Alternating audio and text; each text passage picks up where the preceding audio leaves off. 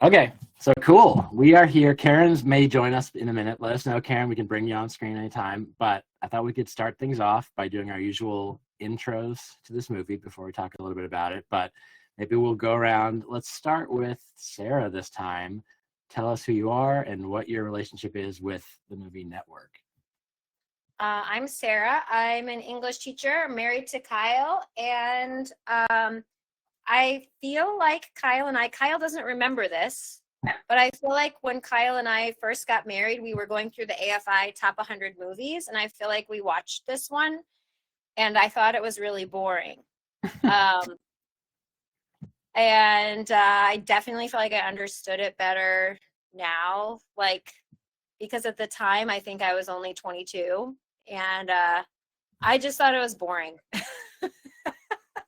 So, yeah.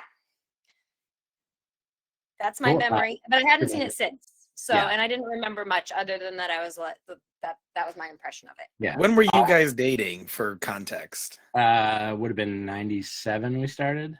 Okay. So, yes, we met in 1997. Yeah. So I think this was when we were first married. Yeah. Like, I think it would have been like 2001, 2000. Something like that. Yeah.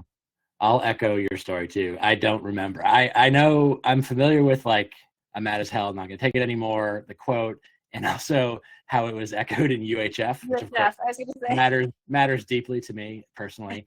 But yeah, I had like forgotten that I'd seen it, but apparently I did. But yes, I came to this almost fresh, knowing of its stature, but not much about it. So how about Jeremy? Hi, I'm Jeremy, aka JMO from the Old Switcheroo podcast. Married to Jackie and married to Kyle in spirit. I'd never seen this movie before last night.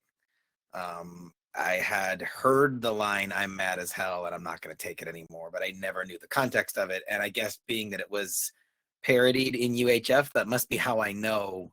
I think they say it, "I'm mad as heck," I think. Yeah, like that. Yeah, they say these floors are dirty as hell. Yeah. We're not going to take it anymore. Oh, that's funny. Okay. Well, I think there was another show, like a Nickelodeon cartoon or something, that had characters chanting, "I'm mad as heck and I'm not going to take it anymore."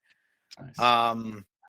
So yeah, have never seen it before. It was fun seeing some of the actors I'd seen as a child much younger, because I saw them in 90s shows, so this was 20 years later. So that was fun. That's me and my experience with this movie. Nice. All right, how about Jackie?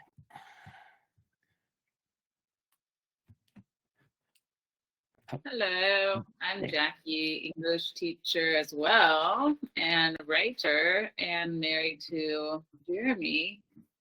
I had never heard of this movie at all. Like, I went in completely fresh, not even knowing anything about it or knowing, But like Jeremy, I had, like, when I heard the line, the "mad as hell" line, I'm like, oh, like, that's like a cultural thing I'm aware of, but I never knew its origin. So yeah, that's my experience with it. Although I do love Faye Dunaway and Bonnie and Clyde, and that is Karen. Hi, Karen. Perfect timing. Look at this. All right, that was literally perfect. Jackie finishes the second. If you want, what's your relationship with the movie Network, Karen? Me? Yeah. We're just kind of going around. It was my turn already. No problem. Sure. Okay, yeah. Well, first of all, I was graduating from college, as I think I mentioned in the stream when this came out, so I didn't have to watch it later on. There was no Apple TV. There was no internet, right? As a matter of fact, we had UHF in common when we were growing up. So I saw it when it originally came out. And then I went back and looked at history, and I realized that, so they had, oh my gosh, my brain's going to go. I told you, never play trivia with me. So what's her name? The main character, the woman who's running the station. Oh, yeah. Her name, Diana. Diana, yeah. Exactly. Thank you. Okay. So this is 2 years after women got the right to the credit card and having their own credit. So it would have been really, I don't have an exact memory, but a little bit, like, it was to see a strong woman. Now, she was evil, right? And greedy and mean. Was she? But Sorry, I didn't mean to interrupt you. no, you're not interrupting, right? This is how it would be if we were all sitting in a living room, we're all laughing and talking together. However, she had a hell of a position. Yeah. And I think that's what was probably most interesting back then, because that would have been an only on TV. Yeah. It wouldn't have been in real life. Yep, 100%. Yeah. Right. So we, probably focusing less on the fact that that's the way, in a way, you would have had to been with men. My first job was on Wall Street, and they were not ready for us. I was literally at one wall. The bank doesn't exist anymore. And so you couldn't have talked to anybody. You wouldn't have had that position.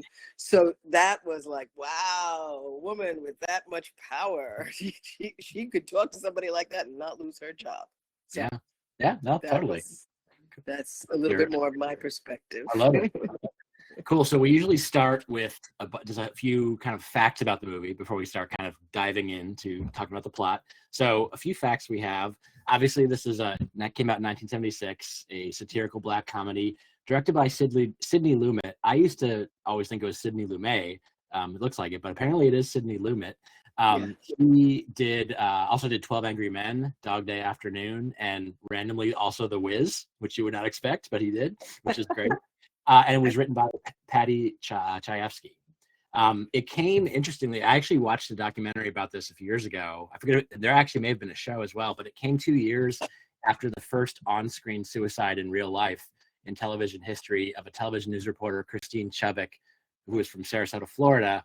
She was suffering from depression and loneliness, was emotionally distant from her coworkers, and she killed herself on camera as viewers watched on July 15th, 1974. Chayefsky used the idea of a live death as his film's terrifying focal point and said later in an interview, television will do anything for a rating, anything. Peter Finch, who played Howard Beale, he was desperate to win this role once he read the script. He even offered to pay his own airfare to New York City for the screen test, but Sidney Lumet was concerned about his Australian accent, so he was actually Australian. Finch won the part after sending Lumet a recording of himself reading the New York Times with a perfect American accent. According to Sidney Lumet, the Mad as Hell speech was filmed in one and a half takes. Midway through the second take, Peter Finch abruptly stopped in exhaustion. Lumet was unaware of Finch's failing heart at the time. More on that later. But in any case, he did not ask for a third take. The complete film features the second half of the first take and the first half of the second take. And then finally, director Sidney Lumet and screenwriter Patty Chayefsky claimed the film was not meant to be a satire, but a reflection of what was really happening, which at the time is kind of prophetic, really. So anyway, let's jump into the plot. This is like, I have just kind of smaller chunks for this because there's, things that happen, but it's also segmented pretty well. So to start off, in September 1975, veteran news anchor Howard Beale is informed by friend and UPS News Division President Max Schumacher that due to declining ratings, he'll be fired in 2 weeks. Beale, devastated, announces on air that he plans to kill himself live during his final broadcast. The shocking moment causes chaos behind the scenes, but Schumacher promises the network to allow Beale a dignified farewell on his last show. So I'll stop there for a second. Jeremy, what was your kind of take on the opening? Well, Karen and I were just talking about how so much of this movie feels super prophetic. And it's so funny because like throughout this whole movie, there's the tube that's referenced, and the tube is television itself, and its hunger is never ending, and its greed knows no bounds, and it's the new only God in the godless world, and like that's just really become a relationship with the internet. Yeah. Right. And so it's so funny that this movie, like we think that times are so different, but it was just like we had the same relationship with the new technology that we have with this technology. And just really how bad it is for all of us. So yeah, I was wondering if it was based on a true story because I vaguely remember that story of the news anchor who did kill themselves. And I don't think I've ever seen a plot where like a suicide is announced and then and then everyone goes to work the next day, including the guy who says he's gonna kill himself in a few days. Right. And I thought that was just a great way to start the movie because it's like this ticking clock, and you're like, is he going to do this? Am I gonna have to watch this? And then obviously we'll get to what it becomes later in the movie. Yeah. But what an intro. Yeah. How about Sarah? Well, one of the first things I wrote was starting off strong with a suicide joke. And I love how that joke is like echoed throughout. And the joke I'm referring to is, I think Schumacher makes it about jumping off the George Washington Bridge. And then the taxi driver says, "Hey, buddy, don't do it," or whatever. When really, I think he was speeding there for his news story, right? I think that was the story. He was like a young anchor. Yeah. And I feel like that was among the first words in the movie, was him telling that story. And then he tells it in the middle of the movie for laughs. I think it might get told a third time. I think it does at the end. I didn't write down all the times it got told, but I actually really liked that as just, as someone who appreciates good structure, I liked the reiteration of that joke at like key times, because like kind of what Jeremy was saying about the announcement setting up this ticking clock, but now you have this doubt as to whether or not it's real or a joke, or like an ironic joke, because you have this like joke about suicide right after it.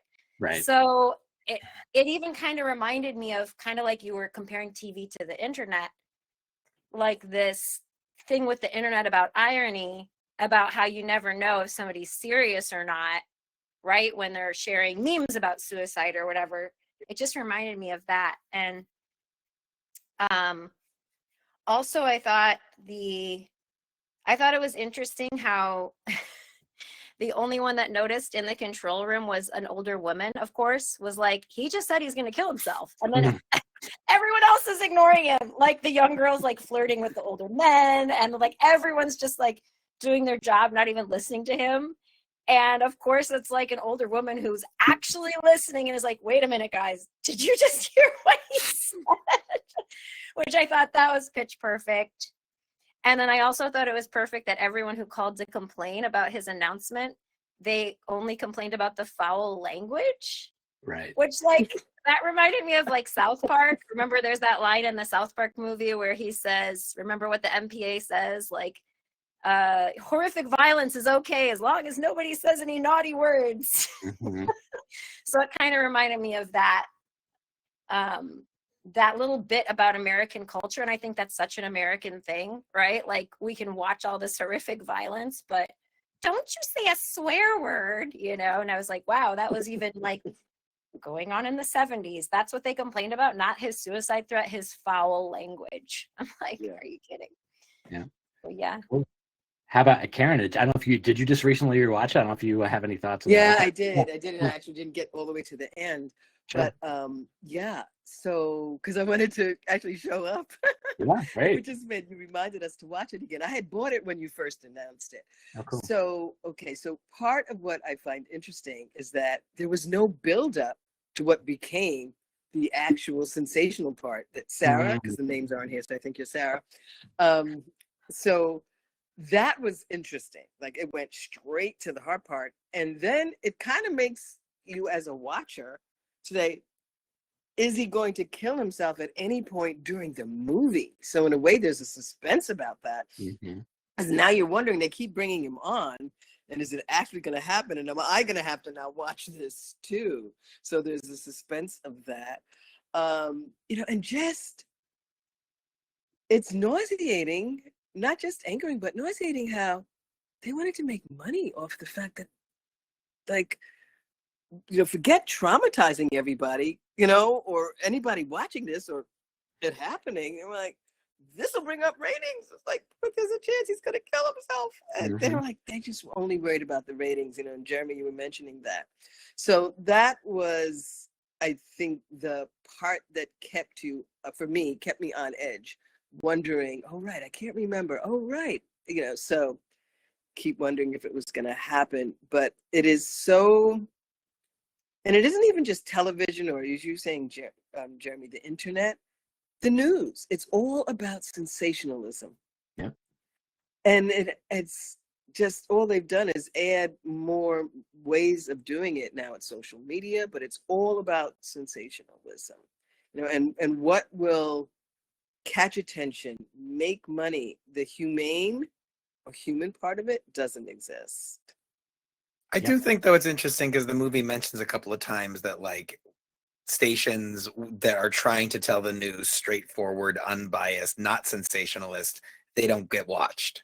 And they Or like they can't. Well, yes. Yeah, there's Right. a- Right. You know, I forgot that I'm so bad. As I said, you will never put me on your trivia team, right? Because I watched this earlier today and don't remember the characters. Granted, I was multitasking a little bit. However, right. Well, there's the guy who says he was my best friend, right? You know, I can't let this happen. I can't watch this happen. There were people saying other things, but just like today, they're being drowned out. The majority of the people in the country don't want what's going on, but they're being drowned out. So how loud, you know, it's how loud you are. Do you own the media, right? And, you know, it's, oh, conglomerates all buying. So now there's one voice, like Paramount, bye. And so that part is right, Jeremy. There were people who were giving alternatives, but they were getting, like Sarah said, they were kind of like the older woman in the room going, did anybody hear the fact that he's going to kill himself? Is anybody even listening for that? Yeah. Yeah. Great. Jackie, how was your take? I really liked what Karen was saying about like the dehumanization of people, but immediately this movie drew me in and just like how this is a cautionary tale about if your whole identity is like tied to your work. And I feel like a lot of men in that time specifically, like their job was their whole identity. And then if you didn't have that, like, who are you? Like all of them, like he was literally going to commit suicide because he didn't see himself as a person outside of what he could do for like this inhumane system. And then when he eventually found that, it's like it was too dangerous and he was like murdered. Yeah. But that's very like inherent in American culture too. Like your work is so much like who you are. I think, yeah. So I really was drawn into that. It almost reminded me of Severance thematically. This idea of like the death hour was very interesting to me. Like very, very prescient. Yeah. That we just see like violence and death as a source of entertainment so normally now, that it was like abnormal then is interesting. Yeah. I think it's a good point. Karen put in the chat too. It's like they're clinging to their job so tightly too because that they had their job for a long time, for even sometimes for life, and then retired. So it was much more. Nowadays. It's like people are hopping left and right between. An entire series around the death hour. Yeah, that's interesting. I agree with Sarah. I like the echoing of the bridge suicide story throughout. As kind of like letting us know what is a story and what is not, like what is for entertainment purposes and what is not. I also liked how it opened with lots of TV screens talking over each other, and then we focused into one story, and then we talk about the end. It does that again, which is interesting. Just kind of like there's a lot of noise, and then we focus on one, and then we're back to a lot of noise. It's like it never ends. So continuing on, during his intended farewell, Beale instead launches into a disjointed, emotionally raw rant about the meaninglessness of life, using profane and honest language. Instead of being dismissed, his candor resonates with the audience, and ratings surge dramatically. Sensing an opportunity, the ambitious UBS programming chief, Diana Christensen, proposes turning Beale's broadcast into counter-establishment entertainment, pitching the concept while beginning a personal affair with Schumacher. So any thoughts on that? I'll start maybe with Karen on kind of how they embraced it.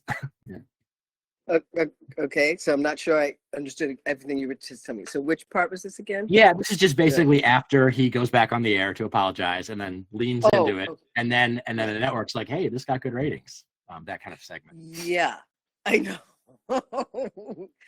And what's interesting is he goes back on and it falls a little bit back in a way into, actually, I don't want to kill myself. I still want to be here and be part of the story in a way, right?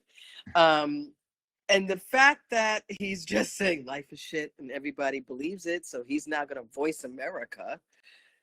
There's actually, I think, in a way, you can relate to that part, right? He is now going to be the voice of how people are feeling, the depression and everything. However, you could see him going downhill into, he was definitely having mental health issues, and they were just happy to bring him back. Yep. I liked too the whole line, which is like, man, it could be more spot on, which is Americans want someone to articulate their rage. I was like, yes, yeah, that was it. Popular rage, I believe, was the popular line. rage. Yeah. Oh, right. Popular rage. Right. Sarah, Yeah. do you have any thoughts on your side? I loved that line. He's articulating the popular rage, so I'm glad you brought that up. I did I did get a laugh out of the scene where Diana was listening to the pitches and everyone was a crusty but benign. A crusty but benign newspaper reporter or whatever. So I got a kick out of that. I liked how they called him a latter-day prophet. I think the religious metaphors got more intense as we went on. But I just thought when they said we're putting a manifestly irresponsible man on TV, I wrote oh my gosh, could the Trump parallels get any more explicit between articulating the popular rage and putting an irresponsible man on television? And then there was something about, we're not a respectable network. There was something that reminded me very much of MAGA, and you guys are gonna have to go with me a little bit on this comparison. But it was something they weren't a respectable network anyway, because they were already sensationalism, so they might as well go all the way and just violate all the norms. And he that was emphatic about me of that whole thing with the MAGA movement of well, you guys think we're racist anyway, so we're just going to Heil Hitler, or we're just going to be even more racist because you're calling us a racist. Therefore, and it kind of reminded me of that. It's okay, well, you lost your respectability anyway, so now you can just be dangerous and irresponsible. And so I was oh my gosh, have these issues just always been a part of the American landscape? But then I guess it's you go back to the 70s, you go back to Watergate, and it's the same engineers of Watergate are now in the White House. Right. So that's why we watch this movie and we're whoa, they could be talking about things nowadays. It's the same assholes are still in charge. Yeah.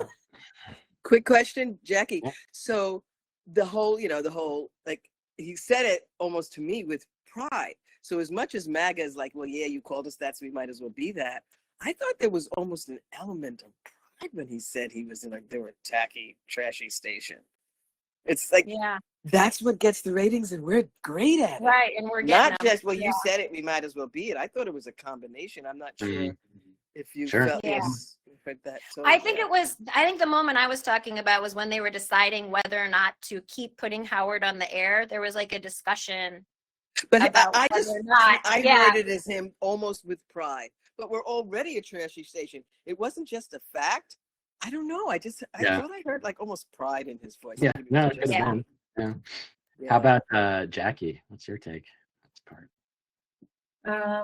It was really interesting to me to watch Diana navigate being a leader. Immediately in the first meeting, I was why aren't these all the people weren't listening to her? And then she had to be not to be the butch boss, and she had to play with not seeming like a boss but being a boss and not being assertive. And that was interesting to me because this isn't written by a woman, but it felt very realistic to how women navigate being a boss. But I was so reminded of figures like Joe Rogan or Alex Jones, when they talked about this voice for the popular rage and the angry man thing and all that. I'm not saying is his name Howard is as immoral as those figures, but it was very like similar in like the purpose behind it. Hmm. How about Jeremy? I don't think it can be overstated the power of those first few Howard rants. Right? Isn't his name Howard Beale is the character? Yeah. So like the first time when he's announcing his suicide and they accidentally turn the cameras on and he's biting the guy's hand and he's fighting for his life to stay on that stage. It's so darkly funny but powerful. And then the next night he explains himself and he goes, the truth is I just ran out of bullshit. Yeah, I wrote that down. Everybody expects you to bullshit. I'm out. I'm out of bullshit. I can't. And I was just like, and so I think he said something too about the demented slaughterhouse we live in, about the world. Yes. And it's I funny love because how like nonchalant he was about it too. yeah. Yeah. I mean, I think I would like to be an angry prophet. Thanks. Like, and it's weird because like for a moment you're like, oh, he's like doing better. I don't know if he's gonna kill himself. He's like having fun and he's like doing his like thing. But I, not to bring up its name because then it's to evoke its awful presence, it will appear. Remind me of Pink Flamingos a little bit. Because my issue, the reason that is my least favorite movie of all time is that it goes to a point where I'm like, am I watching people who are very mentally disturbed and that they would do this to themselves? Right. And it's entertainment. And that's like kind of the situation they're in with Howard, where it's like, is this guy just having a breakdown in front of all of us? Or is he actually kind of onto something? Or is he talking to God? Because there was that terrifying scene. It's all lit by like lightning or something. And he's just muttering to himself. But it's also like, it makes me think, because, you know, you and Sarah and Kyle, I know, are big readers of the Bible. And like it kind of makes you wonder if prophets, because weren't prophets seen as insane at first back in the day? Isn't that kind of part of the prophet story? Yeah, and in fact there's several references to Jeremiah in there, like the being reluctant, like I don't want to tell them, like you have to tell them, like I believe Jeremiah was called like the reluctant prophet. So yeah, so there's a lot, and there's a couple other things where they make it explicit that he is supposed to be like a prophetic figure. But I love the idea that madness brings you closer to God, because all this structure that we have, or as we find out later, the structure is nothing but money. Right. It is the only religion. It is the only gravity. It is the only thing in existence. Yes, can't wait to get to that section. All right, so that's Kyle's background. Yeah, you're right, exactly. Okay, so moving forward, with Beale now fronting his own show, The Howard Beale Show, he becomes branded as the mad prophet of the airwaves. His impassioned catchphrase, "I'm mad as hell and I'm not going to take it anymore," spreads nationwide, with live audiences chanting along, driving ratings to unprecedented heights. Meanwhile, Diana, obsessed with sensationalist programming, brokers a deal with the terrorist ecumenical Someone's Alexa, it's probably mine. Sorry, I know. Alexa, stop. I'm We're in sorry, the I same- can't we're in the silence same boat. myself. All good. Meanwhile, Diana, obsessed with sensationalist programming, brokers a deal with the terrorist Ecumenical Liberation Army to create a new docuseries, The Mao Zedong Hour, featuring real-life footage of violent acts. So I'll stop there. Jeremy, your thoughts on this portion? It's just, again, Karen was talking about how prescient the movie is and how this is a weird movie to watch right now. Yeah. The whole scandal of people trying to do legitimate news being silenced by people. Like, you picked this movie before Colbert got fired. Right. You know? And then like this obsession with violence, and like we all know people would watch. It's actually kind of comes up strangely a lot in my life, because there is nothing my 8th grade students love more than a fight video.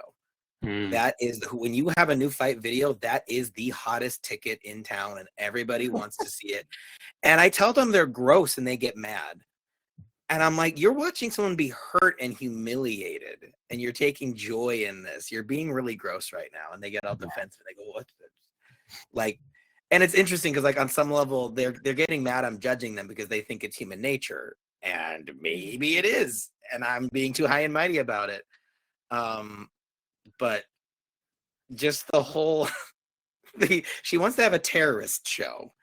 And she has an interesting logic of they're gonna do these things anyway. Like, so why not have footage of it? Yeah, and it's this weird, creepy middle ground of like, wow.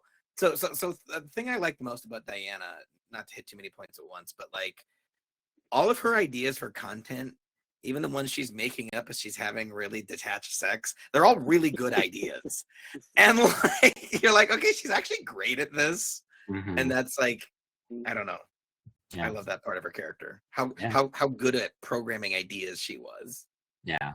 Even if they're twisted. Yeah. So Jeremy.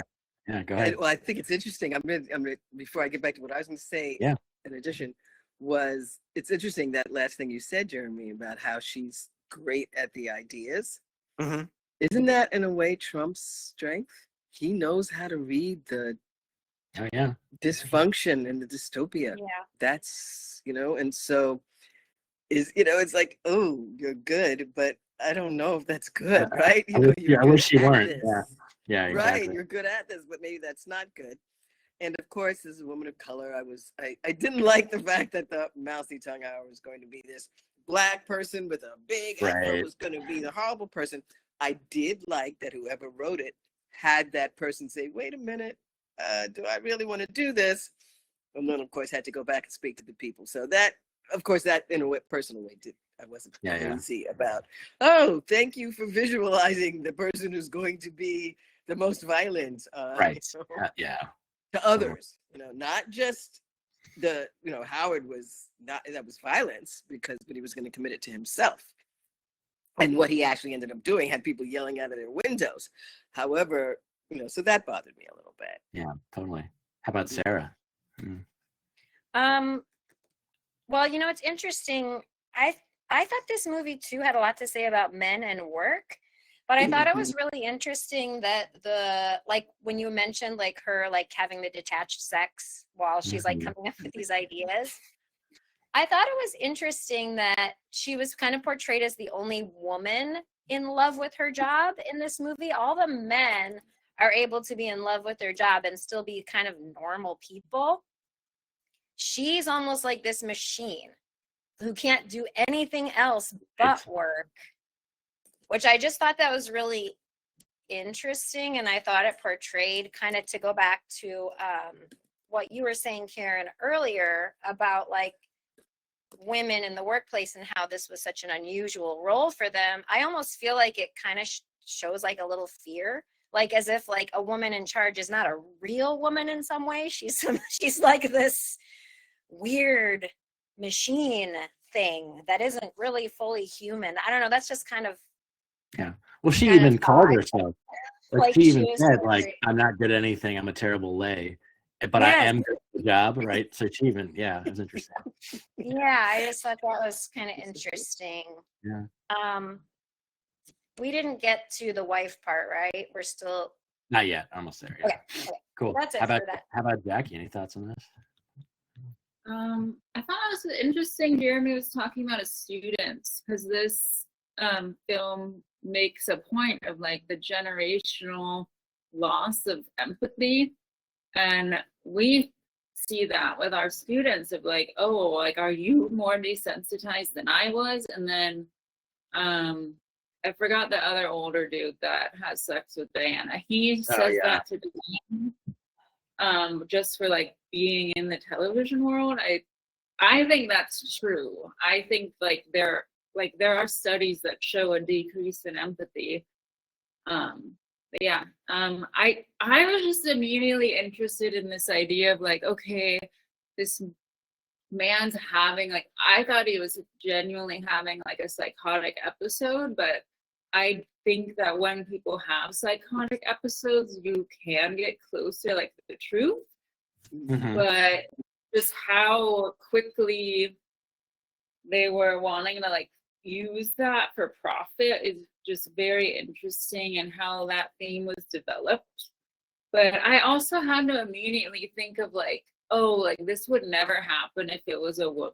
Like if this was a woman and she was like having a psychotic episode, she would never be given the platform to like, I think even now to like share Yeah, for her, sure. her wisdom and the truth, and like, yeah, I thought that was interesting. And I love what Sarah was saying about Diana being this like machine, because that like turned me off a little bit towards the movie. Like I was like, oh, maybe this movie isn't as smart with this character. Like it felt very unrealistic to me that she was just like this like person who had no real feelings, and she orgasmed so quick, and like it just like I was like, oh, this woman was written by a man. Like that's what it to me. But yeah. Well, if I could just jump in there, babe, because I'm glad you went there. I think that this movie is genuinely hilarious at a lot of points. And the fact that she's actually really bad at sex is hilarious to me, because she orgasms so fast, which like I think if this was written by a stupid man, that would just be the fantasy, but like he doesn't get to finish, and he kind of just is like, oh, but he's like really happy to just be with like a younger woman because he's all craggy and weird and sad and everything like that. And and it was sorry, that came really judgmental. It was just my read of the scene is that I felt bad for him in that moment. Yeah. And I think where this movie doesn't stick the landing is the conclusion to that plot line, because someone mentioned that like her generation is criticized as having not enough empathy, and towards the climax of the movie, I imagine we're going to get to it next, Kyle, but the guy who's cheating on his wife goes on this moral tirade about how evil she is, and you're waiting for it to come back around and bite him in the ass and be like, oh, okay, but no, that's just the moral of the story, is that the woman who tempts you to cheat, she's evil, even though she's not the one cheating. You're somehow standing in judgment of her character, even though you're the cheater. That was the moment I was like, "Ooh, this movie hasn't aged well in some ways." I was thinking that too in the case of like he had a higher position, like he was a part of this evil system more than her. So like, how was he for his whole life? He helped create this immoral thing, and then he's lecturing her. Yeah. And isn't this what people? I'm sorry. Go ahead. Oh, I was just going to say, while we're on the topic of gender, did you guys notice there were 3 or 4 mentions of menopause, all of them connected to men? I thought that was very interesting. And Karen, because you actually saw it at the time, I was wondering if you had anything culturally, like, was that a big talking point, male menopause? Because I've never heard of such a thing. Was that a thing? Remember it being, I remember it coming up, but I don't remember it then. But what I was going to say is a lot of this, and I think maybe I'm in a way answering your question, is people, how they rationalize. So he was rationalizing to himself. So in other words, I'm not the bad person, she's the bad person. Yeah, fair. Yeah. You know, so telling his wife that she's shit, all of a sudden it doesn't make her, you know, it's like, you're better, I come back to you. I think it's a lot of people disowning the reality and somehow trying to put the blame on somebody else. Yeah. And back to what you were saying, and I don't have everybody's name, there wouldn't have been any examples of a woman in that position. That was a script from some man's mind. There were, they couldn't have written it any other way. And there was fear, but mostly degradation. You know, this is why, what's the one, Mad? The show that's more recent about the office, Mad something? Whatever. Oh, Mad Men. Yeah.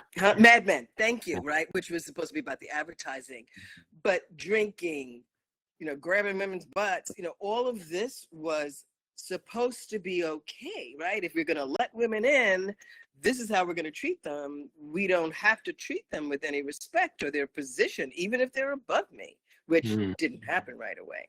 But there would not have been a script that would have been all literally out of someone's fantasy. Right, you couldn't base it on anything. Whereas so much of the movie was actually, they were trying to pull in reality, right? The Hearst, you know, story and everything. But there was no story to pull on women in that position. Yeah, that's a good point. I love the line. I think it was maybe in relation to to the Mao Zedong hours was, if you're going to hustle, at least do it right, which is that's a real American quote. I love it. Yeah. Okay, so final part before the finale. The network's desperation for ratings leads Diana and her boss, Frank Hackett, to move the news division under the entertainment banner, and Schumacher is forced out. Diana turns increasingly to ethically compromised programming, while her relationship with Schumacher, who has left his wife, deteriorates in the face of her career obsession and emotional detachment. When Beale discovers UBS's parent company CCA is about to be taken over by a Saudi conglomerate, he uses the show to rally public opinion against the merger, unsettling the corporate leadership. The head of CCA, Arthur Jensen, confronts Beale, explaining that the world is dictated by global business, not nations, and persuades Beale to abandon his protest and instead preach Jensen's philosophy on air. So I will start with Sarah. Any thoughts on that part? I want to talk real quick about his breakup with his wife, because I really like her moments. I thought she was a very humane and needed presence in this movie, just to see like the collateral damage of everyone's like behavior and decisions. But I like when she said she gets the winter passion and I get the dotage. I thought that was a great line. Like, dude, like if you wanted to bang someone, you could bang me. Like, you don't have any passion left for me, but like you can go spend it on her. And I like, there was a line where she just said, I hurt. Don't you understand? I hurt. And I loved that, because I thought like that was such a good reminder of, these aren't just screens. These are people. Like, these are real people. And I thought that was an important moment for this movie. Like, just the declaration, like, I hurt, I'm real. Like, I feel things. And like, it was kind of this reminder of like, oh yeah, like we see all this stuff on the screen and we can just get so detached from it. But like, it's important to connect with like the real people that were like hurting. So I loved that. And I don't know if it's going too far, but I also wanted to talk about the radicals, the leftist radicals. But I loved that scene where they just sell out to the network, where they're just like negotiating with the network. And I'm like, wait a minute, you guys are supposed to be radicals, but they're just like, let's go back.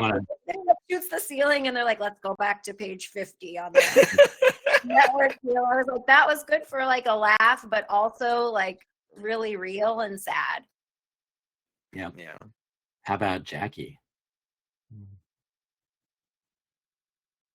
Well, I love what Sarah was saying about the wife. I thought like she like after I watched this movie really just like impacted me a lot and reminded me of like the reality of a lot of like women's identity at the time, just being a wife, and how like their husbands genuinely didn't like respect them as human beings, and like feel like they were like capable of, I don't know. That's why I thought I hurt was so powerful. It's like, do you think I don't have any feelings? Like or even like complexity when she did, you know. But I don't know if I'm going too far, but I liked how when Howard's rants changed from like angry and endorsing rage and switched to just be more like depressing and just like, this is the reality of how like corrupt everything is. Like, people weren't interested anymore, because that really rang true to me of like someone that's prone to depression, to be honest. When I'm like morose and go on very like real like like rants like that, people like don't like, it's not entertaining. So it's interesting to see like how we package the message of like, oh, everything's bullshit, like when it's actually like reaches the audience. I thought that was I just put in too, when I was researching this, the wife won Best Actress or Best Supporting Actress for that role, and it said it's cited as one of the shortest performances in a movie that won an award. It's like less than 5 minutes or whatever, which is kind of cool. Well, she did a great job. How about Karen? I only have a little bit to add here based on what everybody's saying. But what you were saying, Sarah, if I remember correctly, and I wrote it here, her husband at some point, doesn't he actually describe Diana as seeing life through TV? Yes, I think it does. I Yeah. think so, yeah. And right. And so that kind of captures so much of it. It's like he was talking about Diana, but in a way, he was talking about the whole movie. Yeah. Right? Yeah. Or the characters in the movie. And the world. And like they're seeing it through TV, which also speaks to the control they have. Mm-hmm. And Yeah. again, prescient. Yeah, 100%. Yeah. Jared, what's your take? Well, I just want to, I have the lines from when, as Jackie said, when his rants go to more depressed, and it's after the god of all corporations like verbally attacks him in that room with all the lamps that's in Kyle's background right now. And it's very chilling because it's like funny but so intense that you get almost uncomfortable. You have meddled. Yes, and he says money is the subatomic galactic order of things today. Companies are the nations that rule today. The whole world is a business, Mr. Beale. It has been since man crawled out of the slime. Right? And that scene is shot with this glowing, well, it starts subtle, and then as his rant continues, this red light grows in the background until eventually the corporate guy is just a silhouette. And Howard looks up kind of in fear and says, I think I've seen the face of God. And he goes, you might well have. And then Howard's speech, his final address to the television audience, he says, the democracy is a dying giant. The individual is finished. The single solitary human being is what's finished. Americans are as replaceable as piston rods. Yeah. And it's just like, it reminded me of Repo Man, because there's these moments where it's like, that is freaking poetry. And I feel like in movies today, even really good movies, there aren't moments of poetry in the script. Yeah. There's like a $4 billion Avatar who's 3D, you know, and I love those movies, but like just really good lines. I feel like that's rare these days. I do think though Speed Racer totally ripped this off. I just watched Speed Racer. Oh my God. I actually love Speed Racer. I know that scene. Part where, you know what I'm talking about? He's like the unassailable might of money. What you think is racing is not racing. It's just dollars and corporations. And I'm like, now watching this, I'm like, oh, that's the template for the almighty dollar speech in Speed Racer, which I love, of course. It's hilarious too, because real quickly, but part of the reason that movie got so trashed, as I said, tonally, it was all over the place, and that was too adult for a kid's movie. And like, they're kind of right, because it was like, yes, but I liked it. No, like as in kids wouldn't get it, they get bored because it's like a 15-minute long rant about money. I was on board. And it's great. And I'm just going to agree with Jeremy on character development back then versus all of the technology and everything is kind of taken over. So we don't get as much character development anymore. I try to go to British TV for that. You know, I was happy that HBO now has BritBox. But yeah, I just wanted to say, I do. That's one of the things I do miss. Although I do love some of my, sci-fi and all the tech stuff. It's really fun.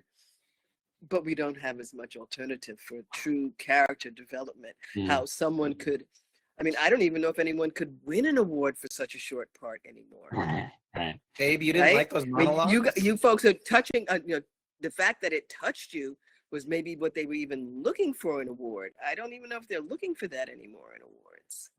Yeah. Sorry, you said you didn't. Jackie said in the chat she didn't like the monologues. I thought you just said you liked those. The ones where he's all depressed and saying the individual is finished. There was something about, it started with the Peter Thiel guy. And the reason he reminded me of Peter Thiel, because he almost hinted at like transhumanism, like humans becoming non-human, like the ultra wealthy being able to just transcend being human. I don't know, but Jackie, I think I know what you're talking about, because I wrote this line down that all anxieties will be tranquilized and all boredom amused or something. I think that's what you're talking about, right? Yeah. It was like the end of the speech. Maybe it was just the fact that like this sentiment of like this person, like all the sentiments are so real right now, and we're all constantly hearing rants like this. Like it just felt very like okay, I get it.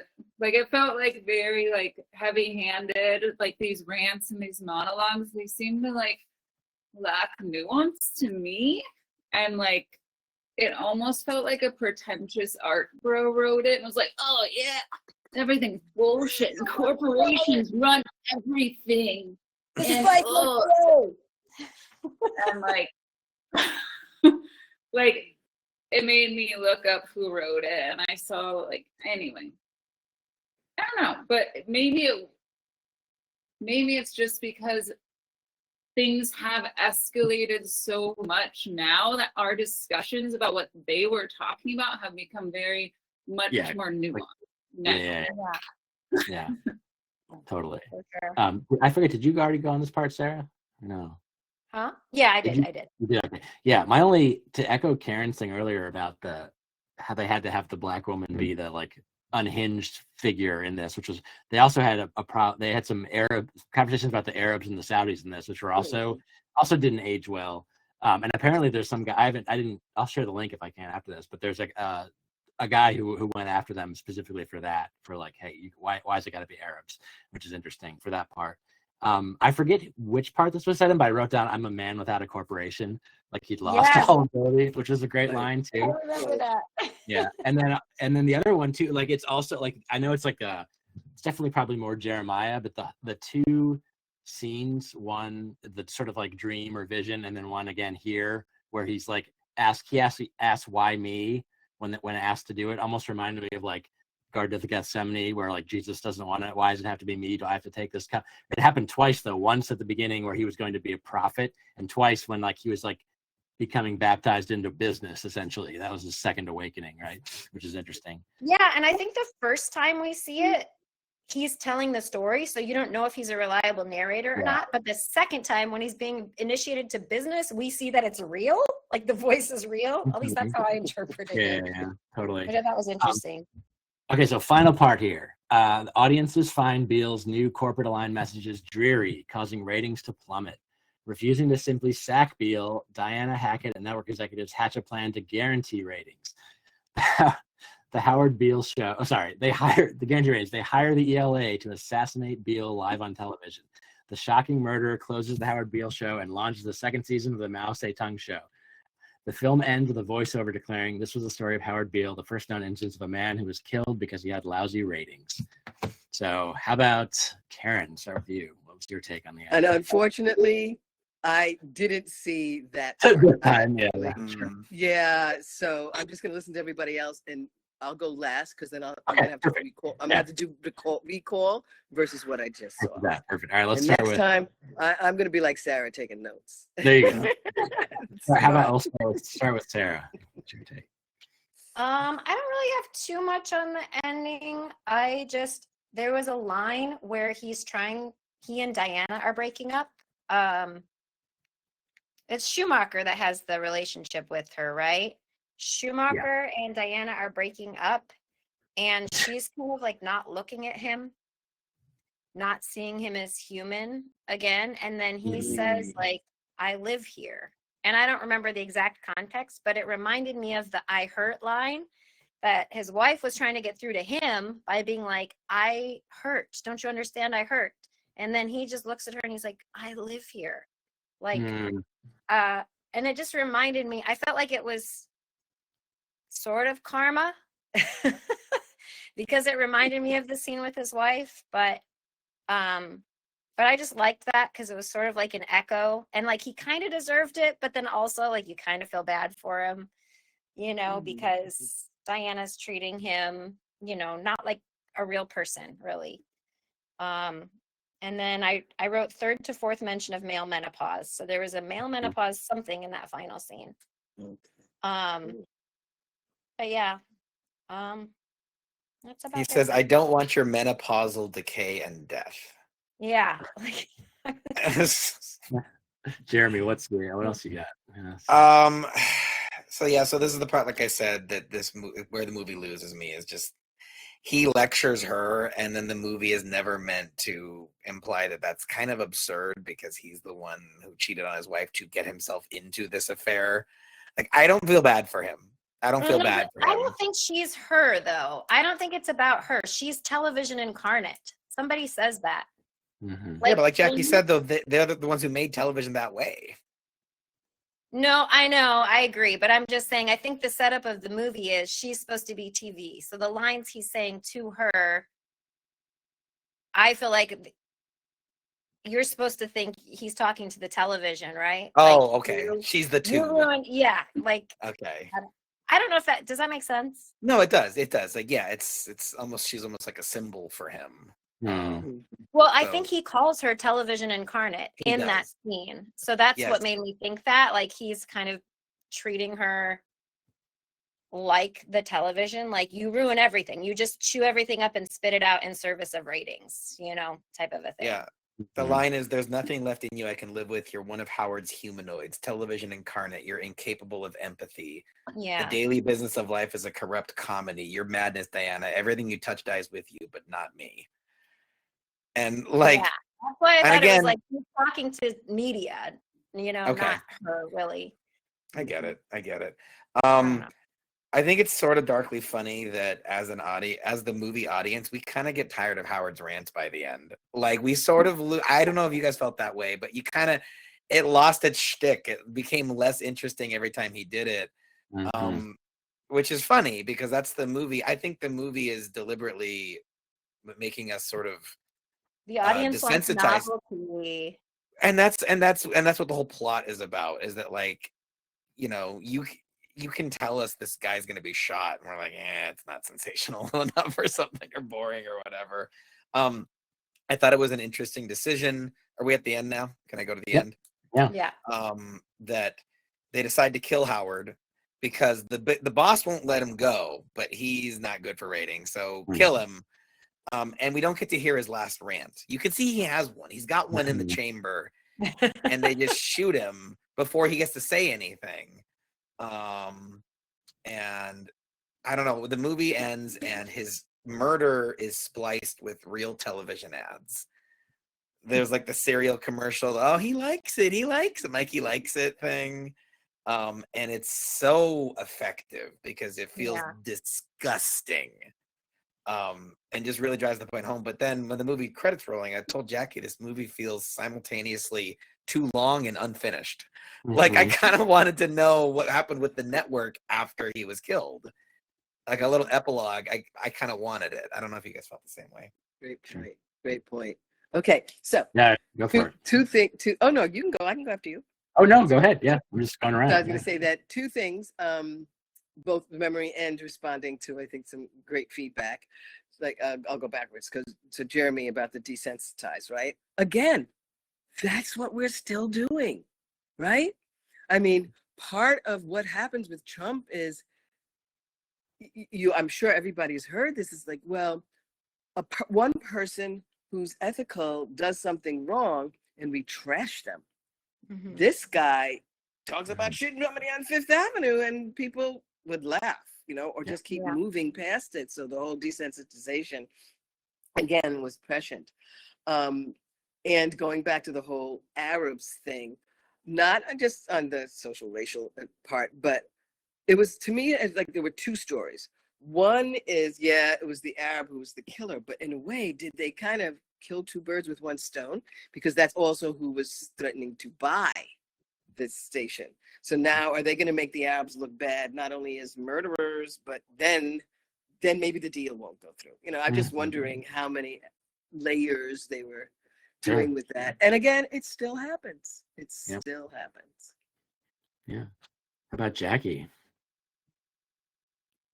I don't have a lot to add for this, but I did like how it came kind of full circle. I thought it was just really interesting. The movie started, we thought he was going to take his own life, and it was so tragic that his death came at the hands of others instead. Like, I don't know, that was very, very tragic to me and interesting. But I did think the part where it's like his death is, oh look, there's ads, America, we like too far. Like, okay, like it reminded me of like have you guys seen Adrian Brody's art? No, I like the sound of that though.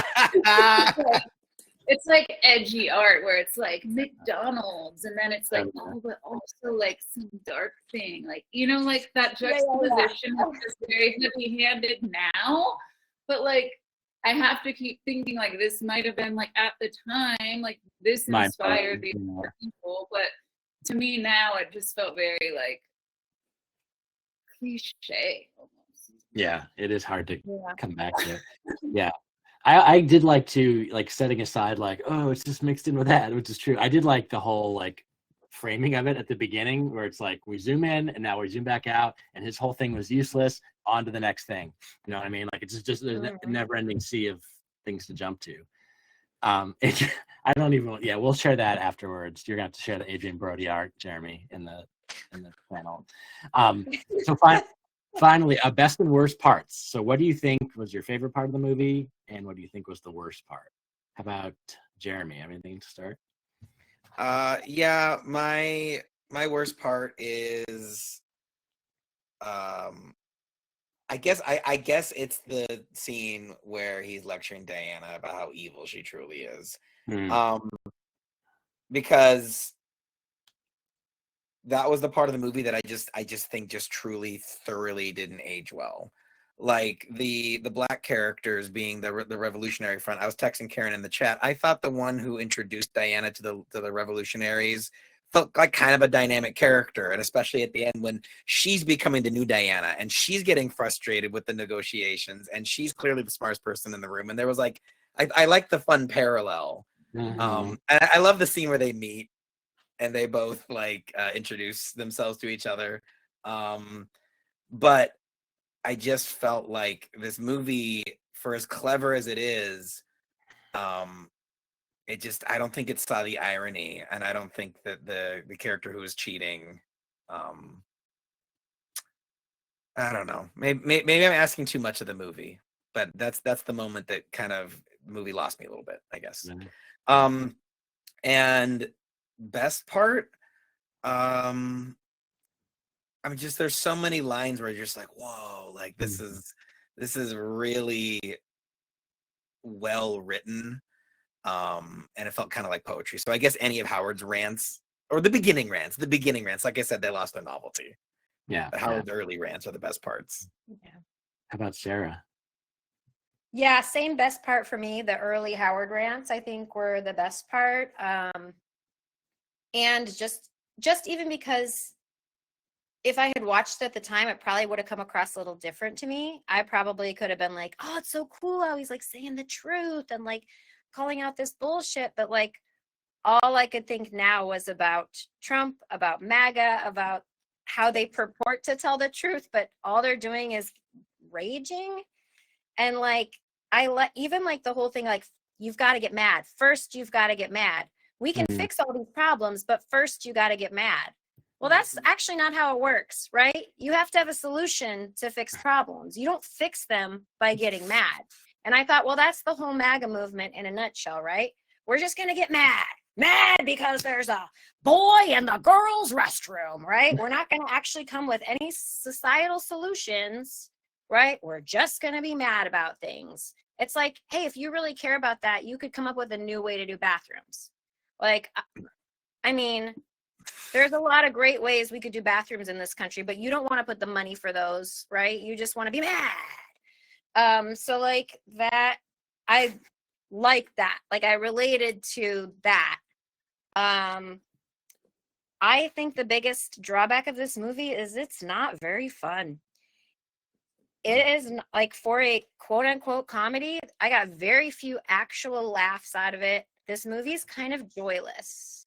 Really? I was cracking up. I was too. This was like hanging out with somebody who thinks they're really smart, and maybe even is really smart, but they're not fun to hang out with. They are not a good time. And to me, that was the movie's biggest crime, was like, I would never rewatch this. It was a slog. Wow. Remember, my first impression was boring. When people show you who they are, believe them. Okay. How about Karen? What's your best and worst? So I think I'm actually going to go right with Sarah. On one hand, I was like, I don't know that I had a best or worst part. To me, I'd have to summarize it. The best was all of the character developments. The worst part is just how angry it is. I would not, I watched it because I wanted to be here. I did have it on in the background at some point, but I'm like, it's so angry. And I'm kind of what we would have said back then, a little Pollyanna. I like my movies to have a better ending than life is having right now. So watching it is like, oh, it's enough shit. It's heavy enough. We don't really need that right now. But I appreciated the character development. You really got to know each of the main characters pretty well. And interestingly enough, they didn't overdo, even like the secretary. She acted like a secretary. I mean, she came in, she came out. They didn't try to make it anything else, but they also didn't downplay it. It felt more like a camera in a real news area rather than a movie. So I did like that element of it. How about Jackie? I'm really obsessed with like the idea of madness and art and film and movies and literature. So that was like my favorite part, just the idea of someone like, I was very intrigued on like, is he psychotic? Is he not? And like, what? Oops, sorry. And what is the line for when we accept someone as psychotic? And is psychosis really just transcending society enough to see the truth? I just thought that was really interesting, and I like that thematically in a lot of like media. But I agree with Sarah, this at times felt like it was talking to a man who thinks he's really smart and has the best commentary on society and is like, thinks he's brilliant. Yeah. Yeah. I actually like the insane Ned Beatty boardroom speech, like hence my background. Just for the number, I was trying to write down the amount of like quotes that I was going to put in. I almost couldn't keep up. It was so like unhinged, and just loved how weird that was. And I don't know, like I thought all the characters were mostly fleshed out except Robert Duvall's character as the head of the company. I could have used like a little bit more, but he felt kind of bland, and like I like Robert Duvall, so that was the one thing that kind of bummed me out. Jeremy, are you going to share your Adrian Brody art real quick before we go to the final? If not, I'll prepare it for later. Let's see. There's one with like the Statue of Liberty that really reminds, like he takes like American iconography and pairs it with like, do the one where he has the gun hands. Yeah. If you're listening, if you're listening to this on audio, you're gonna want to watch the replay for this because it's gonna be like or looking at Adrian Brody's art. Really, really something. We'll share. Look at her posing. Adrian Brody right now. We'll share the Brody Bucks instead of Starbucks. Wow. We'll share the link to that because it's worth seeing. Okay, before we give our final rating, I have a few quotes and reviews of the movie from when it came out. So MGM released it in 1976. It was a commercial success, earned almost $24 million on a $3.8 million production budget, which is crazy. You make a big movie for $4 million. It's widely considered to be one of the greatest films ever made. Network received widespread critical acclaim with particular praise for its screenplay and performances.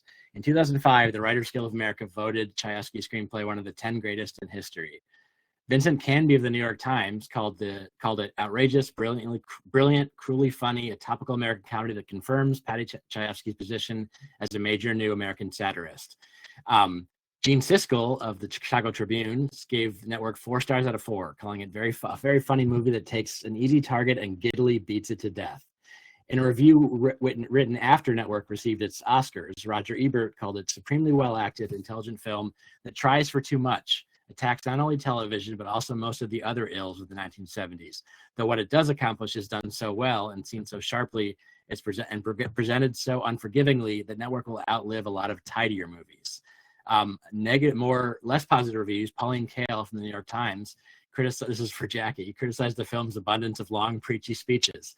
Chayefsky's self-righteous contempt for not only television itself, but also TV viewers, and the fact that everyone in the movie, particularly Robert Duvall, has a shouting rant. The cast of this messianic farce takes turns yelling at us soulless masses.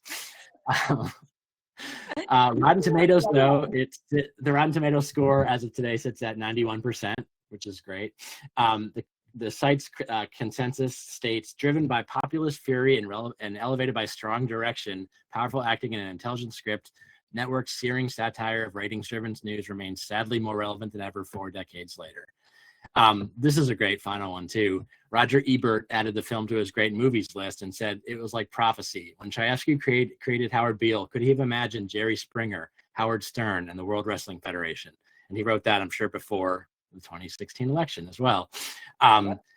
Screenwriter Aaron Sorkin, who you probably know from many shows and movies, he wrote in 2011, "No predictor of the future, not even Orwell, has ever been as right as Chayefsky was when he wrote Network." And then finally, I mentioned this earlier, so Peter Finch, who played Howard Beale, died right after production, before the 1977 Oscars, where he ended up posthumously receiving Best Actor, and this is the only performer to receive a posthumous acting award until Heath Ledger won it in 2008. So pretty interesting.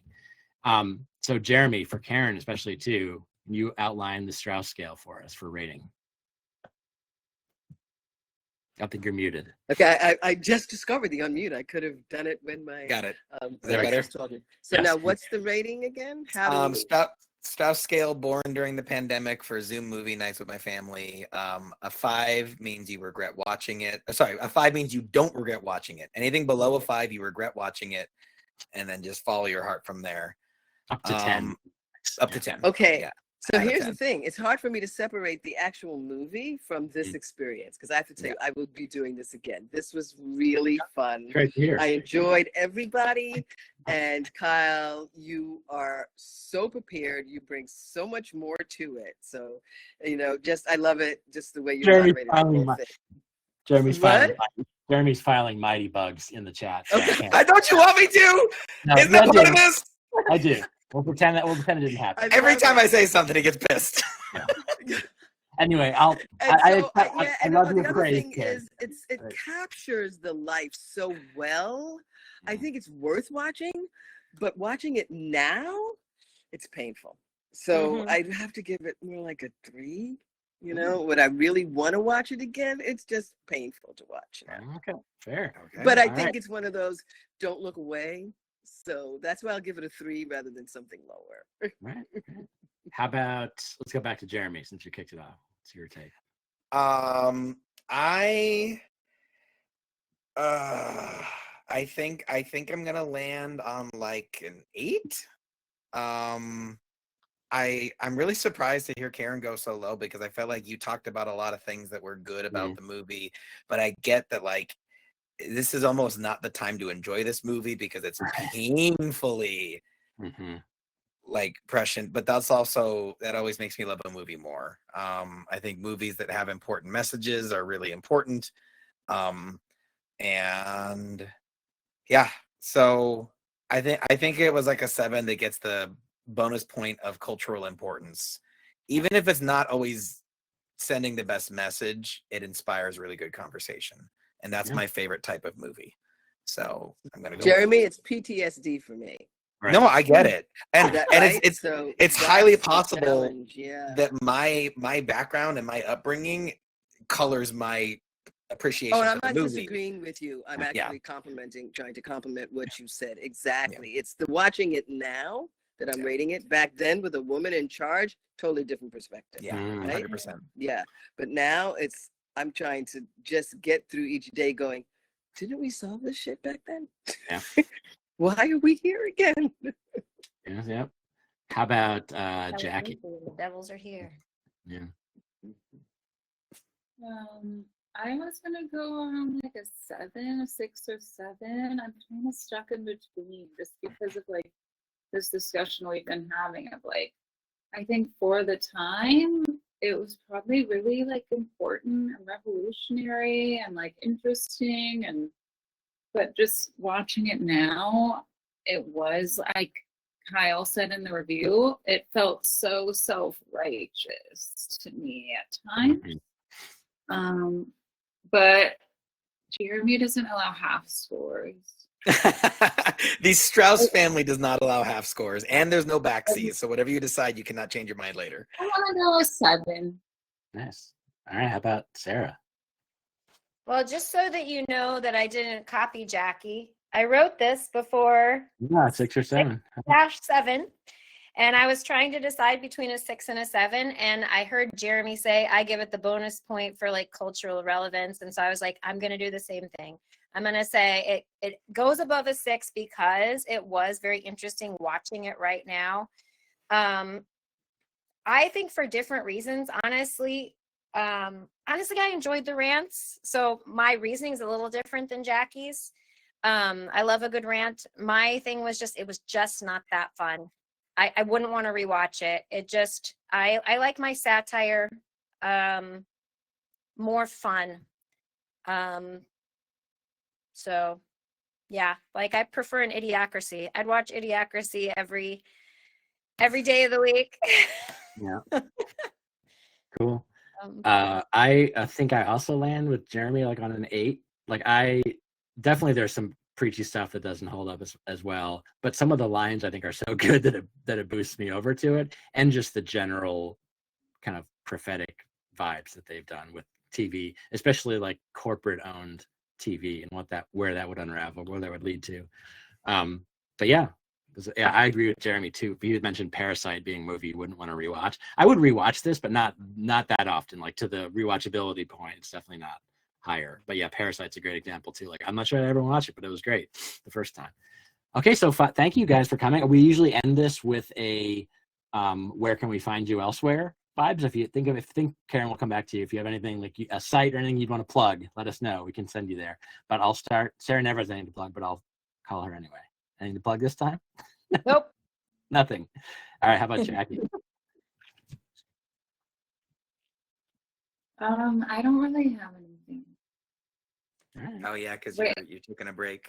Oh yeah, perfect. Yeah, I don't really have anything. So. You guys gotta get on a website or something. What's that? I said she needs to put her poems on a website or something. Right. Yeah. Someday if she puts her poems on a website, we'll plug it. So anyway, Jeremy. Hi, I'm JMO, or goodbye, I guess, but I was JMO. My friend Mike and I host a podcast and YouTube channel where we talk about old video games. So I don't know if that was ever Karen's thing, but if she has one she's passionate about, we'd love to have her on. And if you want to come talk about an old video game, www.theoldswitcharoo.com. Can you put that in? Can you put that in there? Oh, absolutely, Karen. Yeah, in my got storage room, I still have some old stuff. Yeah. Okay, Karen's gonna be on. I was definitely into them. Yeah, Nice. definitely. Even as simple as Pac-Man and what's the other ones with shooting. Oh yeah. Well, I really genuinely hope to have you on for season 4, Karen, because there's some old classics like the original Donkey Kong and stuff we've never gotten to. Okay, there we go. Done deal. I have a Switch. Yeah, my daughter bought me a Switch. Oh, that's what we play these on. So if you want to check me out or check Karen out in the future, come see us. It's a good time. And there's episodes with Sarah, Kyle, and Jackie playing Mario Party with us. So that's already up, and that's really fun. Cool. Karen, I see you mentioned, is this like you're on certain services? This is your tag? Oh, I think you're muted. Let's see.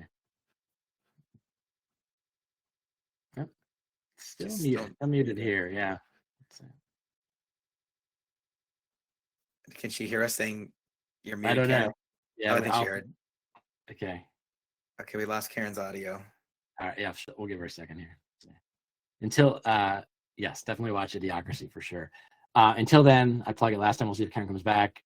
If you enjoyed our assault on the Trump administration during this podcast, check out vitaminchaos.com. It's a newsletter about Trump that I do once a week.